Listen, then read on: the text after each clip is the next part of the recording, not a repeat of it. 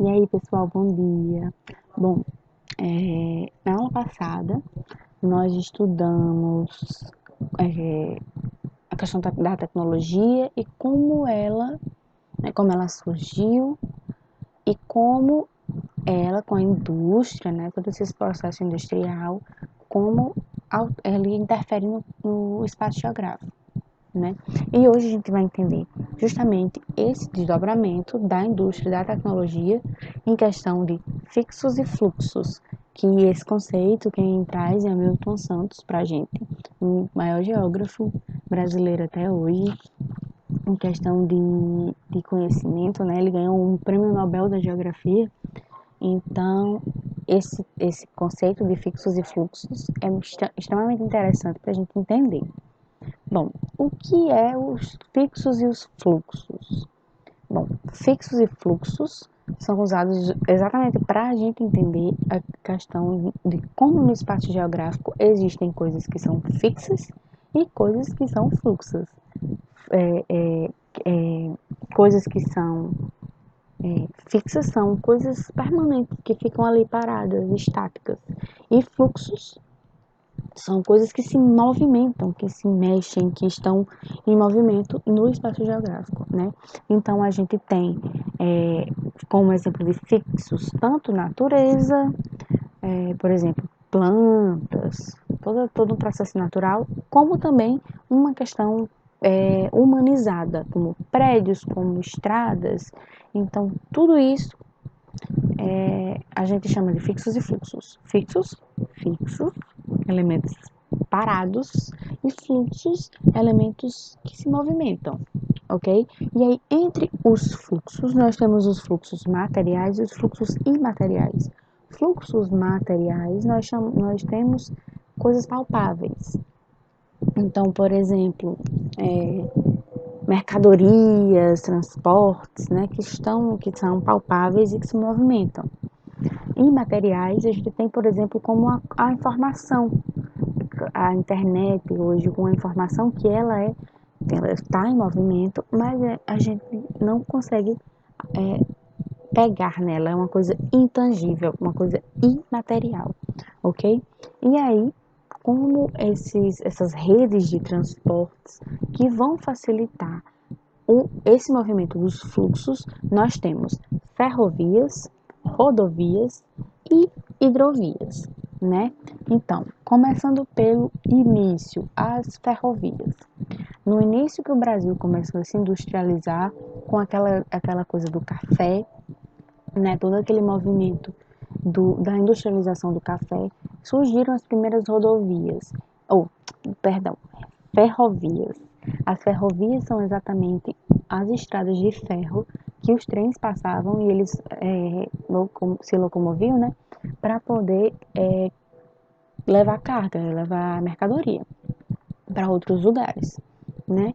E aí as ferrovias elas são o melhor tipo de rede de transporte que consiga atingir uma questão de rapidez, de locomoção e também uma questão ambiental, já que usa pouco combustível, certo? Mas hoje no Brasil, a gente só tem 21% das nossas redes de transporte como ferrovias, porque quando o café passou por uma crise, né, como aquela produção do café passou por uma crise no Brasil, isso em 1900 e alguma coisa, o que é que aconteceu? Acho que até 1800, faz muito tempo.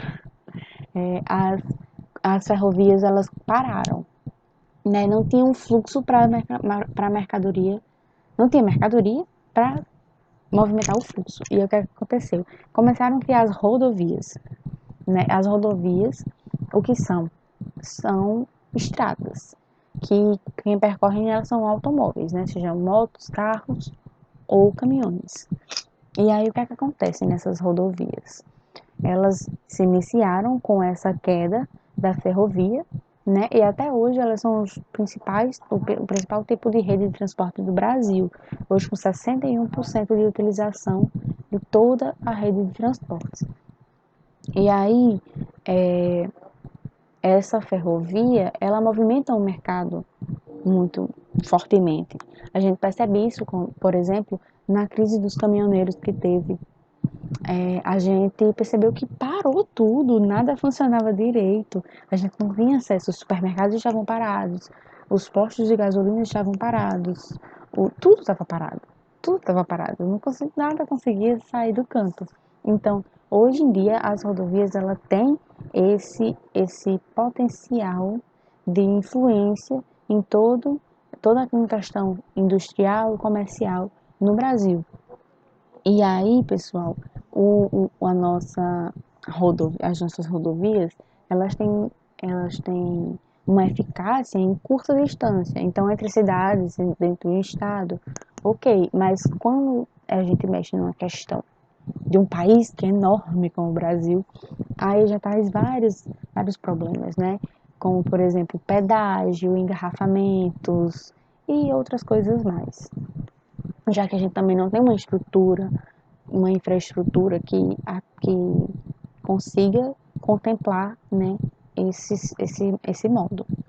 E aí, pessoal, a última tipo de rede de transporte são as hidrovias, que são justamente transportes por água, né? E a gente tem as hidrovias fluviais, que são por rios, e no Brasil, um país que existem muitos rios, né?